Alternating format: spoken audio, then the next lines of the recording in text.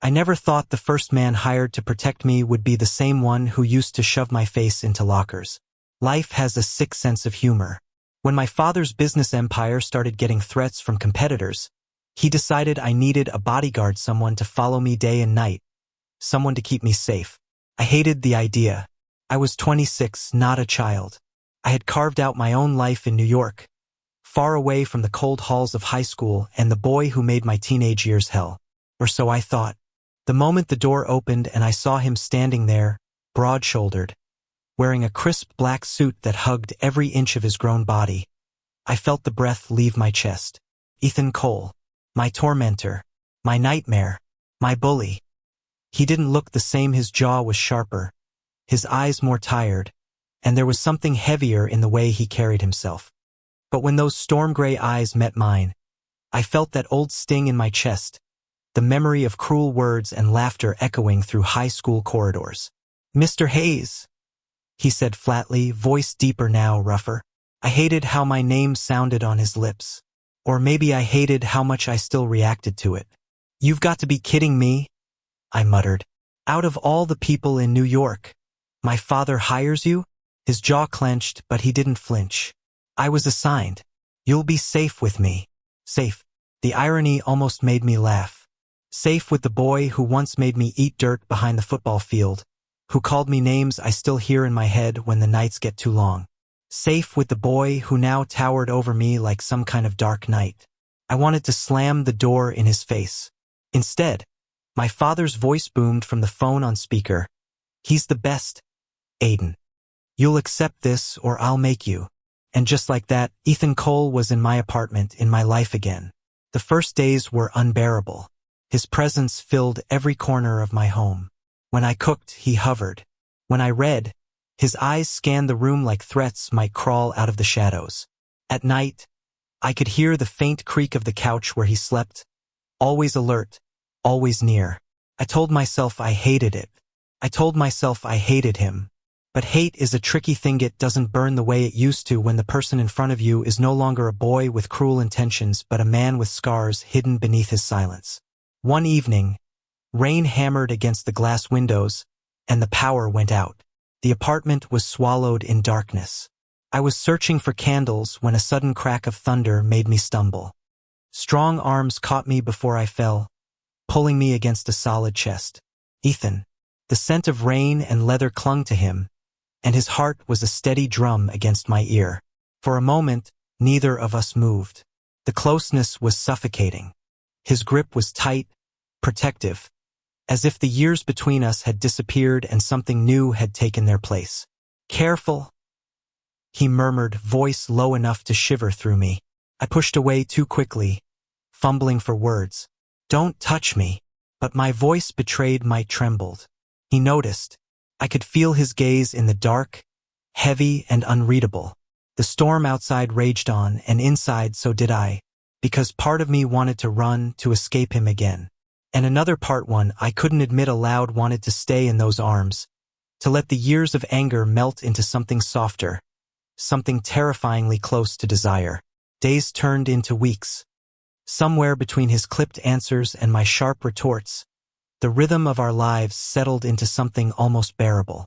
I'd catch him watching me sometimes, not with malice, but with something else, something guarded, almost regretful. And when our eyes met, I couldn't breathe. Then came the night we were followed. We had just left a gala my father forced me to attend. The air was heavy with city fumes when Ethan's hand suddenly clamped around mine, pulling me into an alley. A black car slowed on the street, windows tinted too dark. "Stay behind me," he ordered, body shifting into a shield. My pulse roared in my ears. I hated the fear clawing at my chest, but more than that, I hated how much I trusted him in that moment. The same boy who once ruined me was now the only thing standing between me and danger. When the car finally drove off, Ethan didn't let go of my hand. His grip was tight, grounding.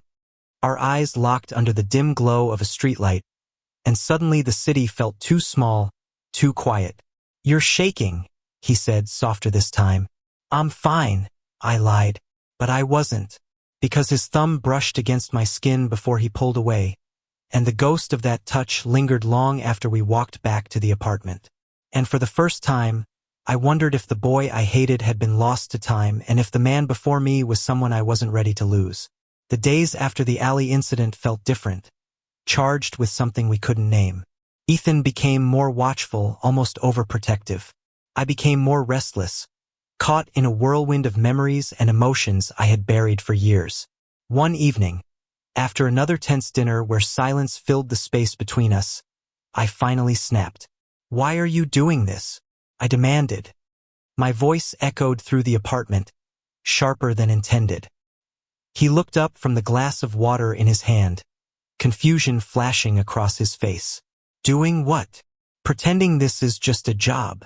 Pretending you don't remember what you did to me back then." My chest rose and fell quickly. "Do you think I forgot? Do you think I don't remember every word, every shove, every Aiden?" His voice cracked like thunder, cutting me off. His hands tightened on the glass until I thought it might shatter. He stood, every inch of his frame tense.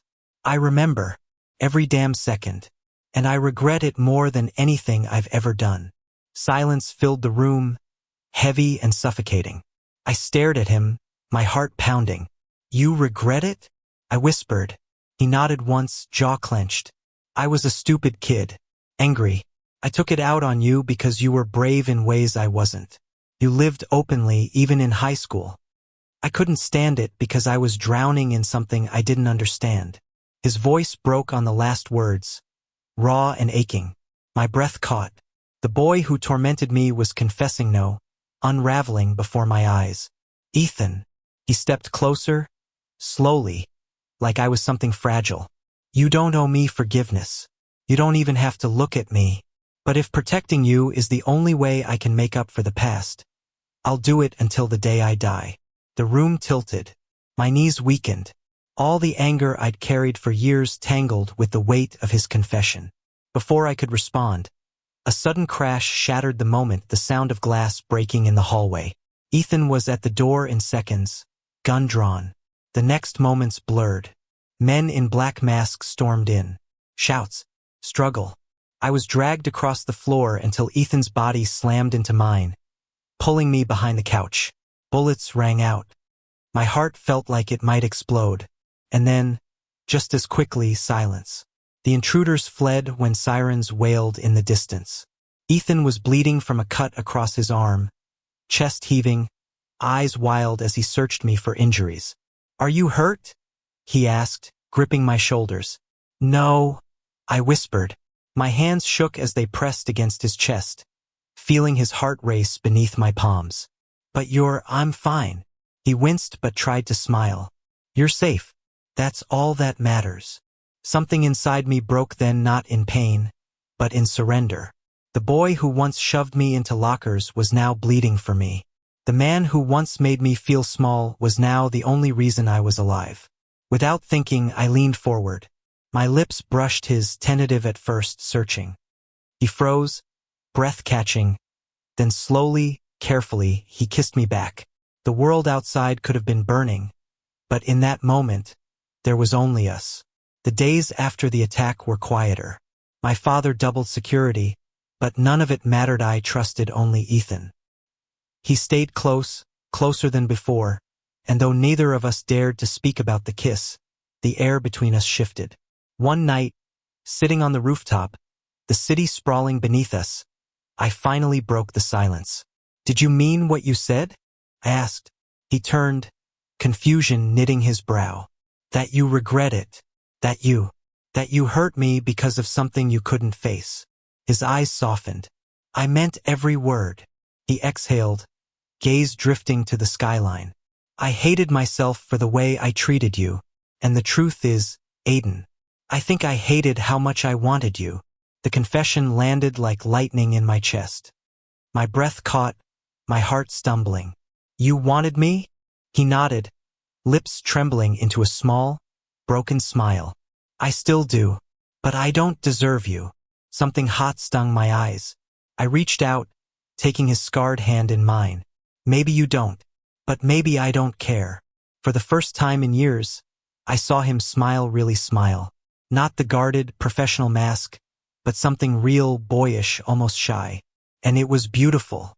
He leaned in then, slow and hesitant, giving me every chance to pull away. I didn't. Our lips met under the glow of city lights, a kiss that carried years of anger, regret, and longing, melting into something new, something fragile, something ours. When we finally pulled back, I rested my forehead against his. Looks like life has a twisted sense of humor after all, I whispered. He chuckled, low and warm.